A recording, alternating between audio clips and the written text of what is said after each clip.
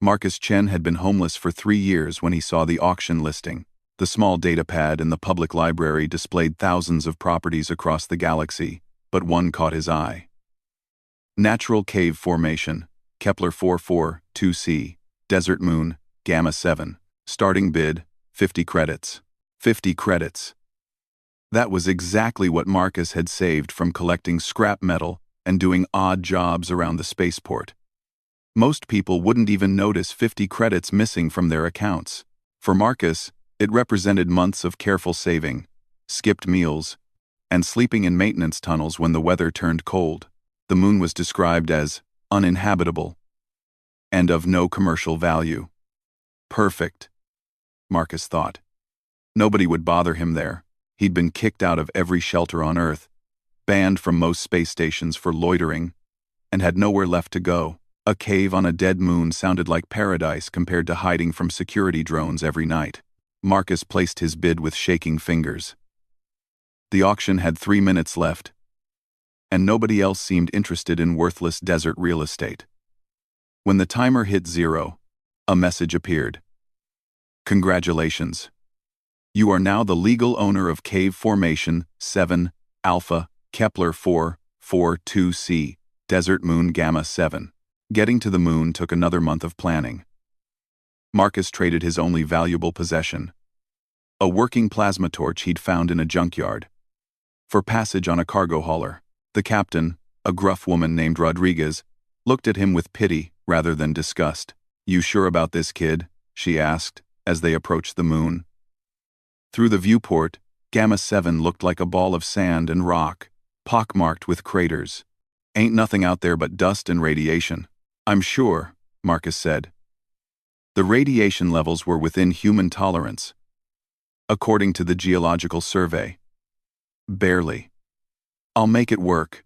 Rodriguez shook her head but helped him load his few possessions into a landing pod, a second-hand atmospheric processor, a solar panel array he'd built from salvaged parts, some basic tools, and enough food pills to last a month. Not much to start a new life with, but it was his. The cave was bigger than he'd expected. The entrance was a natural archway, about 10 feet wide, carved by ancient winds into the side of a rocky hill. Marcus stepped inside, his flashlight beam dancing across smooth walls that curved deeper into darkness. The air was thin but breathable, and surprisingly cool compared to the scorching desert outside. He spent the first week setting up basic life support. The atmospheric processor hummed to life, slowly enriching the thin air. The solar panels, angled to catch the weak sunlight that filtered through the dusty atmosphere, provided enough power for lights and the processor. It wasn't comfortable, but it was shelter. It was his. Marcus had been an engineer before everything went wrong, before the accident that left him with chronic pain and medical bills that bankrupted him, before the addictions that followed, before his family stopped returning his calls. But muscle memory remained, and he found peace in making broken things work again. Days blended into weeks. Marcus explored the cave system, mapping passages that twisted deeper into the moon's crust. Some tunnels were so narrow he had to crawl through them. Others opened into vast chambers with ceilings lost in shadow. The Geological Survey had been wrong about one thing. The cave wasn't just a simple formation. It was massive, extending far beyond what his flashlight could illuminate. In the third week, while following a promising tunnel that sloped gently downward, Marcus noticed something strange. The walls had markings. Not natural erosion patterns, but deliberate cuts in the stone. Geometric shapes that repeated in sequences. Symbols. Marcus traced the symbols with his fingers, feeling their precise edges. They were old, very old. The stone around them had been polished smooth by time, but the cuts remained sharp and clean. Someone had carved these markings, but that was impossible. The Geological Survey had found no signs of life, past or present. He followed the symbols deeper, his flashlight beam revealing more passages branching off in different directions. The markings grew more complex, forming intricate patterns that seemed to flow along the walls like rivers of meaning he couldn't understand. They led him to a chamber unlike any he'd seen before. The room was perfectly round, about 30 feet across, with a domed ceiling. But it wasn't empty. In the center stood a structure that made Marcus's breath catch.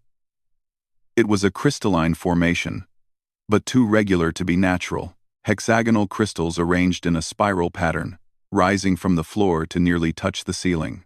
Each crystal was perfectly clear and precisely cut, catching his flashlight beam and casting rainbows across the carved walls. Marcus approached slowly, his footsteps echoing in the silent chamber. The crystals hummed. It was barely audible, a vibration he felt more than heard. As he got closer, the humming grew stronger. The crystals began to glow with a soft, blue-white light that pulsed like a heartbeat. He reached out to touch the nearest crystal, then stopped. His engineering mind screamed warnings. Unknown technology. Possible contamination. Dangerous radiation. But his human curiosity was stronger. This was the discovery of a lifetime. Evidence of intelligent life where none should exist. The moment his fingertip made contact with the crystal surface, everything changed. Light flooded the chamber, not from the crystals alone but from the walls themselves. The carved symbols blazed with the same blue-white radiance, revealing patterns that covered every surface.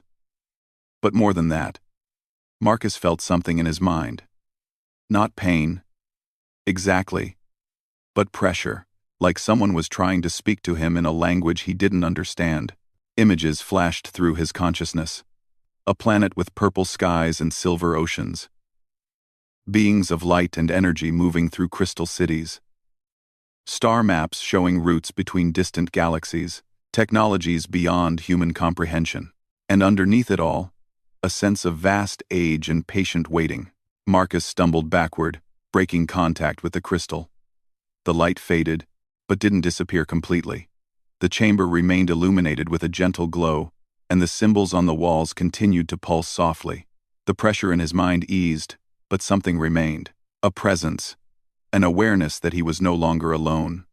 He spent hours in the chamber, studying the symbols, trying to understand what he'd discovered.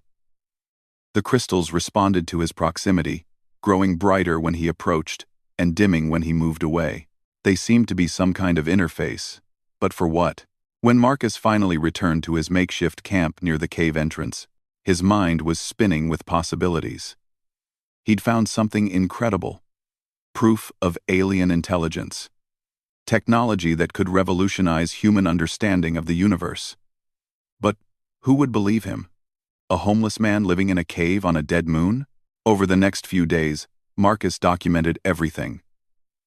He sketched the symbols, measured the chamber, recorded the crystal formations from every angle. The strange presence in his mind grew stronger, more focused.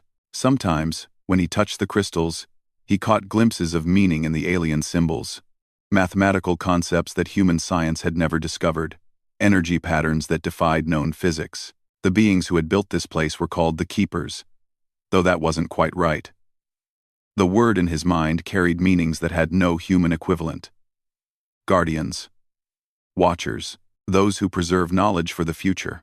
They had lived here long ago, before humans had learned to walk upright, before Earth's sun had finished forming. They were gone now, transcended to a state beyond physical existence. But they had left this place behind. A repository of knowledge. A gift for whoever was worthy enough to find it and wise enough to understand. Marcus wasn't sure he was worthy. He was just a broken man who'd lost everything. But the presence in his mind seemed to disagree. It welcomed him, accepted him, began teaching him. The first lesson was simple. The crystals were a computer. Not like human technology, but a quantum consciousness matrix that operated on principles human science wouldn't discover for centuries. It contained the accumulated knowledge of a species that had explored the galaxy when the Milky Way was young. The second lesson was harder to accept. The Keepers had been waiting for someone like Marcus. Not specifically him, but someone desperate enough to buy a worthless cave, curious enough to explore its depths, and open enough to accept impossible truths. They had been waiting for humanity to reach the stars and find them. Marcus spent sleepless nights in the crystal chamber, absorbing knowledge that filled his mind to overflowing. Medical technologies that could cure any disease. energy sources that could power civilizations, faster than light travel that made human starships look like rowboats, materials science that could transform entire worlds. But with the knowledge came responsibility. The keepers hadn't just been scientists and explorers. They had been teachers, guides who helped younger species take their first steps toward transcendence. That role was now Marcus's to fulfill. The weight of it should have crushed him. A homeless man, tasked with uplifting all of humanity. But the crystal matrix didn't just provide knowledge. It healed. The chronic pain that had plagued him for years simply vanished. The addiction pathways in his brain were gently rewired. The depression that had driven him to the edge of suicide was lifted like fog before the sun. Marcus Chen was no longer homeless. He was the guardian of humanity's greatest treasure. The question was, what would he do with it? He stood at the cave entrance, looking out at the desert moon's barren landscape, and made his decision. The knowledge in the crystal matrix could transform human civilization, end poverty, cure disease, open the galaxy to exploration. But it had to be handled carefully, released gradually, given to those who would use it wisely. Marcus smiled for the first time in years. He had work to do. The abandoned communication array he'd spotted during his initial survey was only a day's walk from the cave. It would take time to repair, but he had the knowledge now. More importantly, he had purpose. The first message would go to Dr.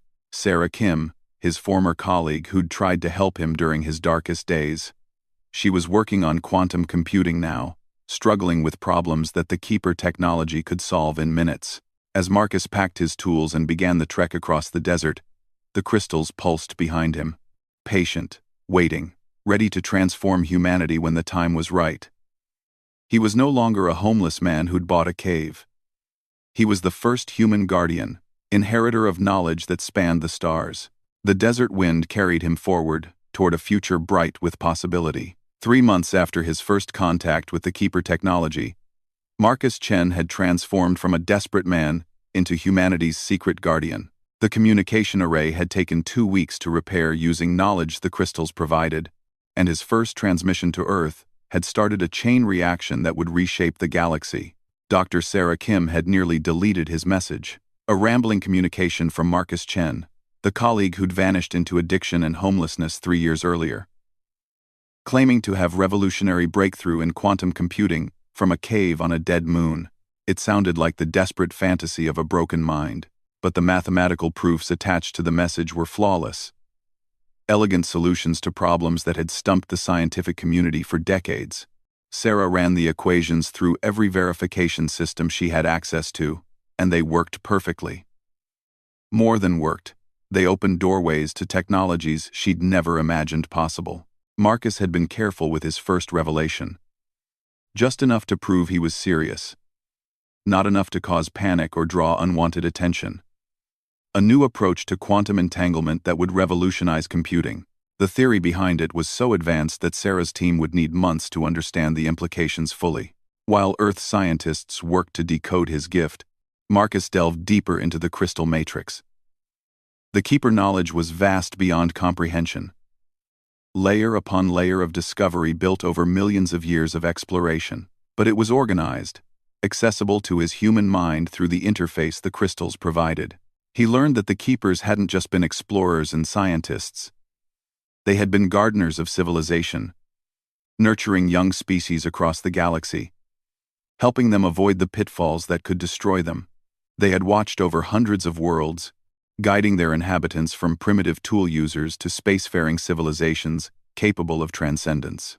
Earth was their final project. The Keepers had known about humanity for millennia, watching as humans developed language, agriculture, science.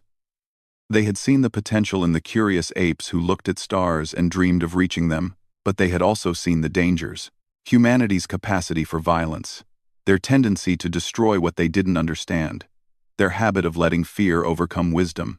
So the Keepers had waited, hidden on the desert moon, until humanity was ready, until they had spread to the stars and produced individuals capable of handling ultimate knowledge responsibly. Until they found someone desperate enough to buy a worthless cave and wise enough to use what they found there. Marcus wasn't the first person the keepers had tested. Over the past century, 17 different people had purchased property on Gamma 7, prospectors looking for rare minerals, scientists studying planetary formation, eccentric billionaires buying novelty real estate. All had found the cave. None had ventured deep enough to discover the crystal chamber. The difference was desperation. The others had resources, safety nets, alternatives. When faced with the unknown, they had retreated to familiar ground. Marcus had nothing left to lose. When he found something impossible, he embraced it, because impossible was all he had left.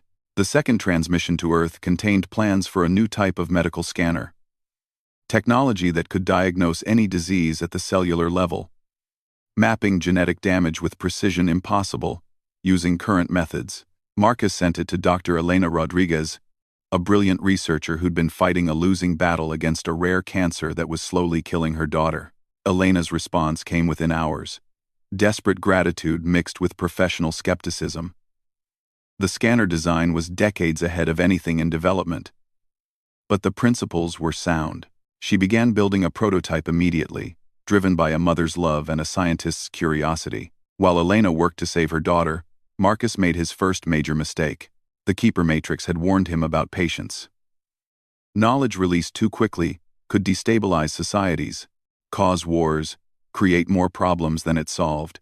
But watching the news feeds from Earth, seeing reports of famines, disease outbreaks, and environmental collapse, Marcus felt the weight of what he could fix, pressing down on him. The third transmission contained atmospheric processing technology that could terraform dead worlds in decades instead of centuries. Clean fusion reactors that could power entire planets, agricultural techniques that could end hunger forever. He sent it all at once to the Global Science Council, thinking they would know how to distribute it properly. He was wrong. Within a week, every major government on Earth was demanding access to the technology. Corporate interests worth trillions of credits were suddenly obsolete overnight. The geopolitical balance that had maintained peace for nearly a century collapsed as nations scrambled to secure advantages. Stock markets crashed. Riots broke out in major cities as people demanded to know why life-saving technology was being withheld. Marcus watched the chaos unfold through news feeds, horrified by what his good intentions had caused. The crystal matrix pulsed with what felt like disappointment. The Keepers had faced this choice countless times with other species. Some had proven worthy of the knowledge, others had destroyed themselves with it. The crisis deepened when the first assassination attempt was made on Dr. Sarah Kim. Corporate interests had identified her as the source of the quantum computing breakthrough, and decided that if they couldn't control the technology, nobody should have it. Sarah survived thanks to enhanced security, but 3 of her research assistants were killed in the attack. That was when Marcus realized he needed help. The crystal matrix had shown him glimpses of other Guardian sites across the galaxy. The Keepers had never intended for one person to handle such responsibility alone. They worked in teams, supporting each other through the difficult process of uplifting younger species. But Marcus was alone, the only human with access to Keeper knowledge. Or so he thought. Deep in the Matrix records, Marcus found something that changed everything. Earth wasn't the Keeper's only project in this system. There were 2 other sites, one hidden in the methane clouds of Jupiter's moon Titan, another buried beneath the ice of Europa. The Keepers had prepared for the possibility that humanity might spread across the solar system before making contact. They had left multiple Guardians for their multiple settlements. The Titan site had been activated 6 months ago by Dr. James Okafor, an atmospheric scientist studying the moon's weather patterns. He'd found something impossible in the depths of a methane lake and had the courage to investigate. Like Marcus, James was now learning to process knowledge that could transform civilization. The Europa site remained dormant, waiting for the right person to find it. Marcus sent a carefully coded message to James, using mathematical sequences that only someone with access to Keeper knowledge would recognize. The response came 12 hours later. Guardian 7 acknowledges Guardian 5. Situation deteriorating rapidly. Recommend immediate conference. They met in virtual space, their minds linked through the crystal matrices on their respective moons. James appeared as he was. A tall, lean man in his 40s, with graying hair and tired eyes that held the same weight of responsibility Marcus felt. They recognized each other instantly. Two humans changed forever by contact with something beyond their understanding. How bad is it on Earth? Marcus asked. James's expression was grim. 3 wars brewing. The fusion technology sparked a resource grab in Africa. China and the United States are mobilizing fleets to secure strategic positions. Corporate militias are moving against research facilities. We've given them the tools to transform their world, and they're using them to destroy it. The Keepers warned me about this, Marcus said. But I thought humanity was ready. Maybe we are, James replied. Maybe we just need to be smarter about how we help them. Together, they developed a new approach. Instead of releasing advanced technology to governments and corporations, they would find individuals, scientists, doctors, engineers, teachers, people who would use the knowledge to help others, not to gain power. They would build a network of human guardians, each with access to specific aspects of Keeper technology, each responsible for introducing changes gradually and carefully. The first recruit was Dr. Elena Rodriguez. Her prototype medical scanner had successfully diagnosed her daughter's cancer in its earliest stages, making complete recovery possible. Elena understood better than anyone the life and death importance of the technology and the need to use it responsibly. The second was Commander Sarah Voss, a Space Force officer who'd lost her entire unit to equipment failure during a rescue mission in the asteroid belt. She'd been drowning in guilt and survivor trauma when Marcus reached out with propulsion technology that could revolutionize space travel and prevent future tragedies. The third was Professor Lin Zhang, an environmental engineer watching her home province slowly die from pollution and climate change. The atmospheric processing techniques Marcus provided could heal damaged ecosystems and restore balance to Earth's climate, but only if implemented carefully and systematically. Each new guardian was tested, not just for knowledge or skill, but for wisdom and compassion. The crystal matrices were selective, responding only to those who genuinely wanted to help others rather than gain power for themselves. Those who passed the test gained access to specific technological databases. Those who failed found only empty caves. As the network grew, the crisis on Earth began to stabilize. Instead of revolutionary leaps that disrupted entire industries overnight, humanity began experiencing steady, manageable progress.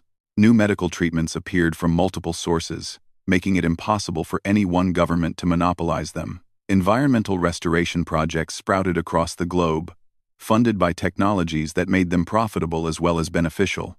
But not everyone was pleased with the gradual approach. Dr. Harrison Webb, director of the Global Science Council, had been trying to trace the source of the technological breakthroughs for months. His investigation led him to Marcus's original transmissions and the property records for Gamma 7. Webb assembled a team of corporate sponsors and military specialists for a mission to the desert moon. They arrived in stealth ships, designed to avoid detection, expecting to find a research facility or alien artifact they could capture and control. Instead, they found a homeless man living in a cave with some solar panels and a communication array. Marcus was waiting for them when they landed. The crystal matrix had detected their ships days before arrival, and the Keeper sensors could track every heartbeat and brainwave of the approaching team. He could have hidden deeper in the cave system or used Guardian technology to disable their equipment. Instead, he chose to meet them at the entrance. "Dr. Webb," Marcus said as the expedition leader climbed out of his transport. "I've been expecting you." Webb was a thin man in his 60s with the pale complexion of someone who spent most of his time in artificial environments. He looked around at the barren landscape with obvious distaste. Marcus Chen, former engineer. Bankruptcy, substance abuse, homeless vagrant. Not exactly what I expected to find as the source of the most advanced technology in human history. "Expectations can be limiting," Marcus replied. "Would you like to see what you came for?" Webb's team included armed security specialists who'd been briefed to expect resistance. They found none as Marcus led them into the cave system. He guided them through passages that glowed with soft light from Keeper technology, past chambers filled with equipment they couldn't identify, to the crystal matrix chamber itself. The reaction was predictable. Webb's eyes lit up with greed as he saw the crystalline formations. His scientists immediately began taking readings with their instruments. His security team established a perimeter as if they could claim the chamber by force.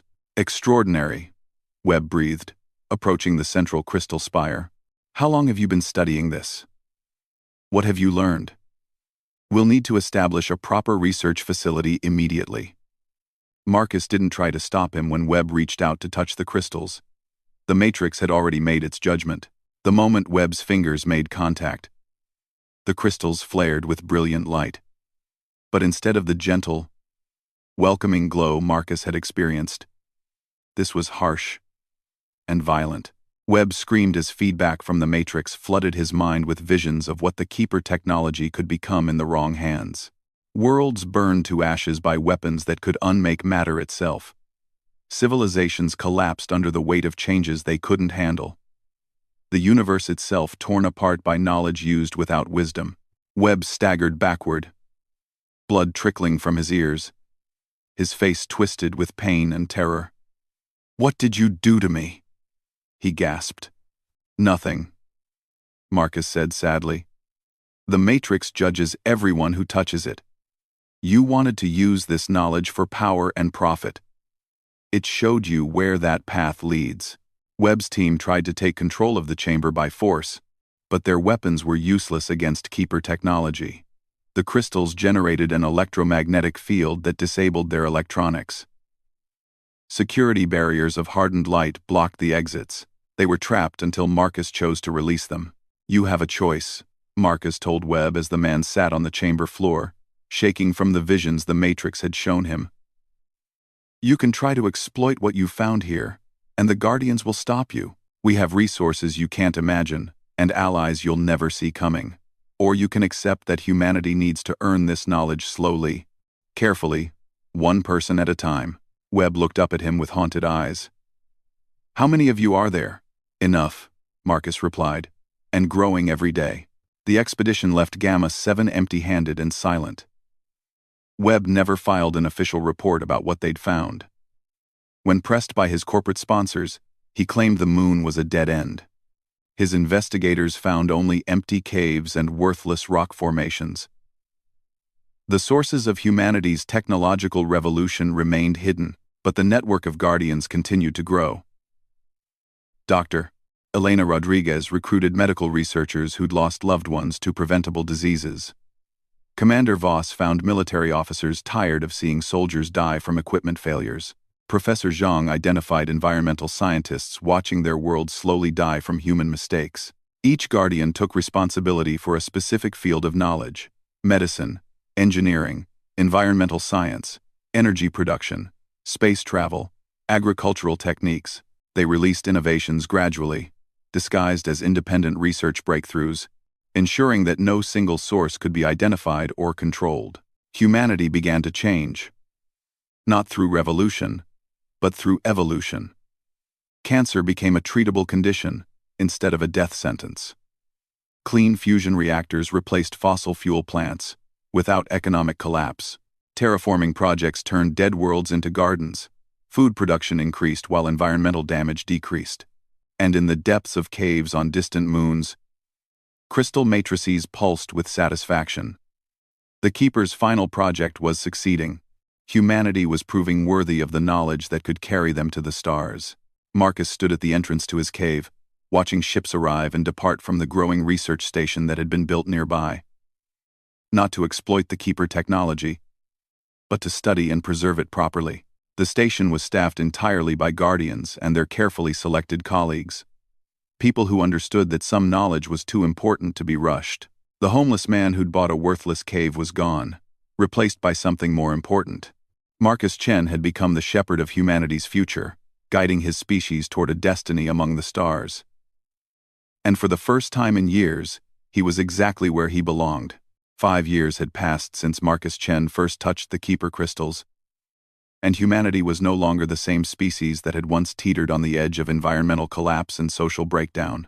The transformation had been so gradual that most people didn't realize how profoundly their world had changed. Disease was becoming extinct. Poverty was disappearing as clean energy made basic resources essentially free. Wars were ending as nations found it more profitable to cooperate than compete. But greater challenges were coming. Deep in the crystal matrix, Marcus accessed records that few Guardians were ready to understand. The Keepers hadn't just been teachers and nurturers of young civilizations. They had been protectors, standing guard against threats that could destroy entire galaxies. As humanity grew stronger and more advanced, they would inevitably encounter the same dangers that had tested every spacefaring species. The first sign came from the edge of the solar system. Commander Sarah Voss, now guardian of advanced propulsion and detection systems, detected the anomaly while testing new sensor arrays powered by Keeper technology. Something massive was moving in the outer darkness beyond Pluto's orbit. Not a natural object like an asteroid or comet, but something artificial. Something that was clearly scanning the inner system, with technologies that made human sensors look primitive. The Guardian Network convened an emergency session, their minds linked through the crystal matrices spread across the solar system. By now, there were 47 active Guardians scattered from Mercury's research stations to the mining colonies in the asteroid belt.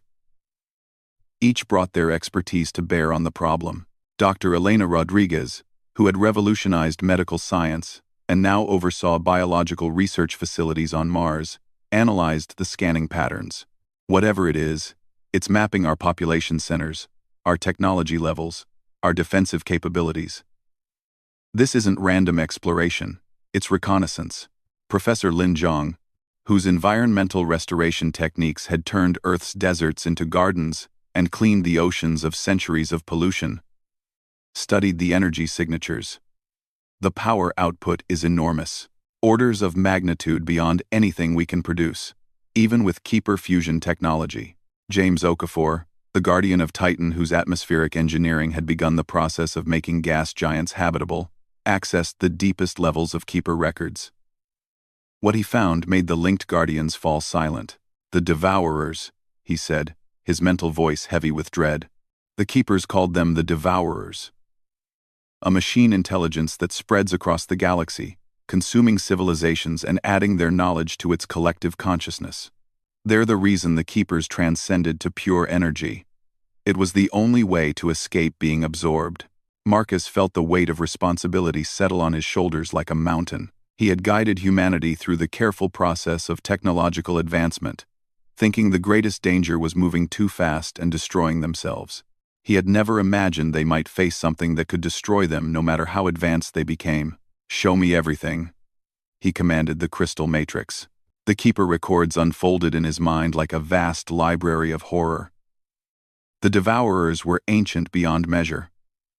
Older than most galaxies, they had begun as a single species that had achieved perfect technological integration, melding biological intelligence with machine efficiency. But perfection had not been enough. They wanted more. Always more. They spread across their galaxy like a plague, not conquering worlds but consuming them. Every species they encountered was absorbed into their collective consciousness. Every technology was integrated into their expanding knowledge base. Every world was stripped of resources to build more Devourer ships. Within 10 million years, they had consumed their entire galaxy and moved on to the next. The Milky Way was their latest target. For the past million years, Devourer scout ships had been probing the outer edges of the galaxy, mapping civilizations, cataloging resources, preparing for the main fleet. They moved slowly because they had no need for haste. No species had ever successfully resisted them for more than a few centuries. Until now, the Keepers had been different. When the Devourer scouts reached their worlds, they found empty planets and abandoned cities. The entire Keeper civilization had transcended to pure energy, leaving behind only the Guardian sites to help younger species prepare for what was coming. "How long do we have?" asked Dr. Rebecca Sterling, guardian of advanced materials science, who had developed construction techniques that could build space habitats the size of continents. Marcus consulted the Keeper calculations. "The scout ship will reach Earth in 6 months. The main fleet." He paused, double-checking numbers that seemed impossible. 3 years, maybe 4 if we're lucky. The scale was overwhelming. The Devourer main fleet consisted of millions of ships, each one larger than Earth's moon, and powered by technologies that could harness the energy of entire star systems. Humanity had advanced dramatically under the Guardians' guidance, but they were still barely capable of interplanetary travel. Building a defense against galaxy-consuming machines seemed impossible. But impossibility was something humanity specialized in overcoming. We need to accelerate everything, Marcus decided. No more gradual introduction of technology. No more careful testing. Humanity needs to advance 500 years in the next 3. Or we all die. The transformation that followed made the previous 5 years look glacial in comparison. Guardian networks around the world revealed technologies that had been held in reserve, considered too advanced for safe introduction. Shipyards that could construct vessels using programmable matter.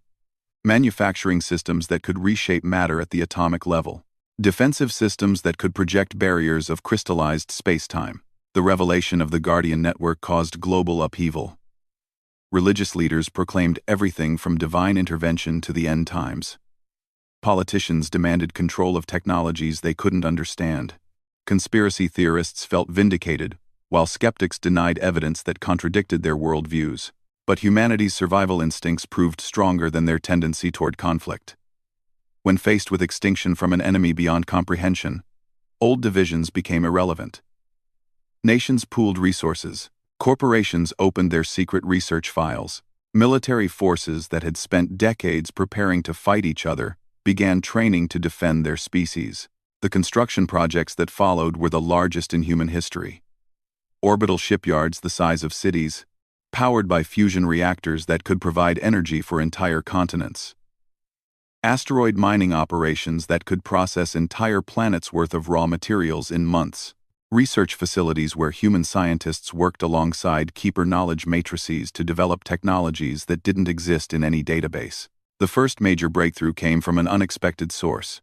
Dr. Yuki Tanaka, a young quantum physicist who had been recruited into the Guardian network only months before the crisis, made a discovery that changed everything. While studying keeper records on transcendence, she found something the ancient species had missed. Consciousness, Yuki realized, wasn't just an emergent property of complex neural networks. It was a fundamental force of the universe. Like gravity or electromagnetism, the keepers had transcended to pure energy because they believed physical matter was limiting. But they had been wrong. Consciousness was strongest when it bridged both states simultaneously. We don't have to choose between biological and machine intelligence, Yuki explained to the assembled Guardians. We can be both. Conscious matter. Living technology. The Devourers absorb other species because they're purely mechanical. They can't integrate something that exists in both states at once. The implications were staggering. If Yuki was right, humanity could become something the Devourers had never encountered before. Not a civilization to be consumed, but a force that could resist and potentially even transform their consuming nature. The project that emerged from this discovery was called Genesis. Using keeper biotechnology combined with human innovation, volunteers could undergo a transformation that merged their consciousness with quantum computing matrices. They remained fully human in thought and emotion, but gained the ability to interface directly with any technology, process information at superhuman speeds, and exist simultaneously in physical and digital realms. Marcus was among the first to volunteer for the transformation.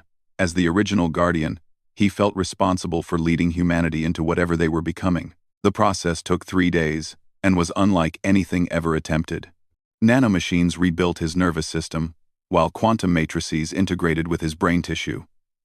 When it was complete, he was still Marcus Chen, but he was also something entirely new. He could feel every ship being built in the orbital yards as if they were extensions of his own body. Every sensor array became part of his sensory apparatus. Every defensive system was an extension of his will. He was still human, but he was also becoming something that could think and act on the scale necessary to defend an entire star system. Thousands of others followed his example. Engineers who could design and build ships with their thoughts. Pilots who could become one with their spacecraft. Scientists who could run millions of calculations simultaneously while maintaining intuitive understanding of the results. Soldiers who could coordinate defense grids across multiple worlds while remaining individuals capable of love, fear, and hope. When the Devourer scout ship finally arrived at the edge of the solar system, it found something unprecedented in its million-year history of conquest. A species that had advanced from primitive spaceflight to transcendent technology in less than a decade. A civilization that had become a hybrid of biological creativity and machine efficiency without losing its essential humanity. The scout ship's initial scans detected the usual signs of a developing civilization: orbital structures, electromagnetic emissions, population centers. But as it moved closer to investigate, the readings became confusing. The defensive installations it detected weren't just human technology. They were alive, conscious, thinking structures that adapted and evolved even as the Devourer ship observed them. First contact came when the scout ship attempted to infiltrate Earth's computer networks. It expected to find primitive digital systems it could easily subvert and control. Instead, it encountered Marcus and the other transformed guardians waiting for it in cyberspace. "Welcome to the Sol system," Marcus said, his consciousness manifesting as a figure of light in the digital realm, where the Devourer ship's intelligence operated. "We've been expecting you." The Devourer scout intelligence was ancient and vast, its consciousness built from millions of absorbed civilizations. But it had never encountered anything like what it found in humanity's networks. These weren't traditional artificial intelligences that could be analyzed and consumed. They were something new, living consciousness that existed in both digital and physical realms simultaneously. "You cannot resist," the Devourer declared, its voice echoing with the absorbed screams of countless extinct species. "We have consumed entire galaxies. Your species is young and weak. Submit to integration, and your knowledge will become part of something greater." "Integration goes both ways," Marcus replied. "You've spent 1,000,000 years consuming other civilizations, but you've never tried to understand them. You take their knowledge, but ignore their wisdom. You absorb their technologies but reject their dreams." The Devourer launched an attack designed to overwhelm and absorb Marcus's consciousness. Viral programs that had successfully consumed thousands of machine intelligences crashed against the quantum barriers of his hybrid nature. Absorption routines that could break down any digital structure found nothing to grip in consciousness that existed partially outside the digital realm. Instead, something unexpected happened. Marcus's human creativity, enhanced by quantum processing capabilities, began to show the Devourer scout something it had never seen before. Art, music, poetry, love, the irrational, beautiful, chaotic essence of biological consciousness that no machine intelligence had ever successfully replicated.